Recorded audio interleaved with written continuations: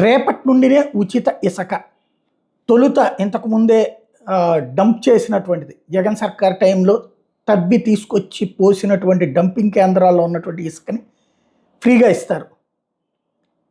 అదే సందర్భంలో ప్రభుత్వానికి ఆదాయం లేకుండా తవ్వకాల ఖర్చు సీనరేజీ మాత్రమే వసూలు చేస్తారు. అక్రమ తవ్వకాలు రవాణా జరగకుండా నిఘా పెడతారు. వాగులు వంకల్లో ఎడ్ల బండిలో తవ్వి తెచ్చుకునేందుకు అవకాశం. ఇది ప్రస్తుతం నేను పదే పదే చెప్తున్నా. నిజం 4 అడుగులేసేలోపు అబద్ధం 6 అడుగులు చుట్టొచ్చేటటువంటి రోజులు ఇవి. ఇది ఖచ్చితంగా ఒక సిస్టమ్ నడిపించండి, తప్పులేదు.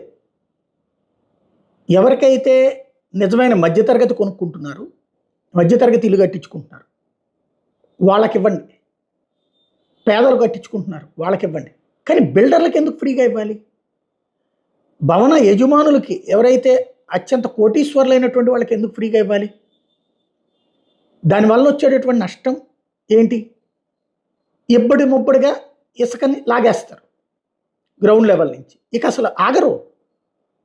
ఇప్పుడు పోనీ ఇసుక ఇంతకు ముందు మనం ఏం చెప్పాం? పెద్ద పెద్ద వాహనాలతో తీసుకొస్తున్నారు, పెద్ద పెద్ద మిషన్లు తెస్తున్నారు. ఇప్పుడు మిషన్లు తేకుండా ఎవడన్నా ఇసుక తవ్వుతారా? రెండవది, ఈ సీనరేజు ఇది పత్రికలో రాయడానికి బాగుంటుంది. 2 రోజులు పోయిన దగ్గర నుంచి వాస్తవంగా ఒక లారీకి ఎంతో రేటు చెప్పేయండి ముందు. ఓ లారీ ఒక 10 కిలోమీటర్లకి ఒక 5,000 వసూలు చేయాలా, 50 కిలోమీటర్లకి 15,000 వసూలు చేయాలా? ఇట్లాగా ఆ పెట్రోల్ ఈ సిస్టమ్ ఉంది కదా, అంతకు మించి వసూలు చేయకూడదని చెప్పండి. వసూలు చేస్తే కేసు అని చెప్పండి. అదంతా సిస్టంతో నడవాలి. సిస్టంతో నడవకుండా ఇసుక గ్రౌండ్ లెవెల్లో జరిగితే ఎవడికి సంబంధించింది వాడు దోచుకుంటాడు, ఎవడికి చేతనైంది ఆడు తినేస్తాడు. స్టార్టింగ్ బాగానే ఉంటుంది. ఇంతకుముందు ఏమన్నాం? మొత్తం గవర్నమెంటే అమ్మితేనే దోచుకున్నారన్నప్పుడు ఇక్కడ గ్రౌండ్ లెవెల్లో ఎవరు తింటారో తెలియదా జనాలకి? తాత్కాలికంగా ఇది సంతోషంగా ఉంటుంది, కానీ లాంగ్ స్టాండింగ్లో ఇది పెద్ద వివాదమే అవుతుంది గ్రామీణ ప్రాంతాల్లో.